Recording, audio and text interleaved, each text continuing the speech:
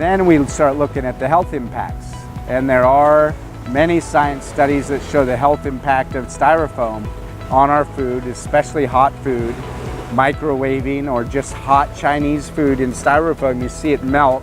Those toxins and chemicals go from that plastic into our food in our body.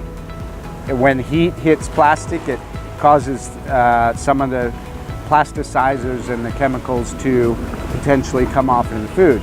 For the fish, plastic in the ocean is a carrier of toxins. It's a magnet for toxins. So heavy metals, DDTs, PCB, fire retardant, things that came from burning open pit plastic, which they do in 40% of the world's plastic is burned open air.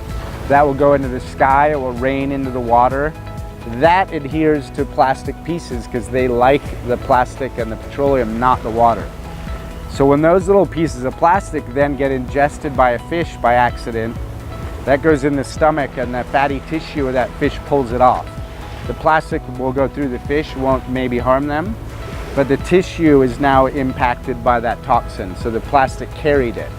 And there's studies that show there's 1 million times parts per million more on some pieces of plastic of toxin than there are in the normal diluted water. It comes into the animal, that little plastic piece, it goes in the flesh, and then that goes up the food chain because a bigger fish eats the minnow, a bigger fish eats that fish, and then we start eating tuna or other things.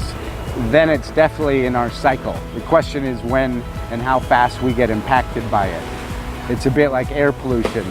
It might not kill you today, but over time, it's building up in our bodies, and it's certainly can't be good.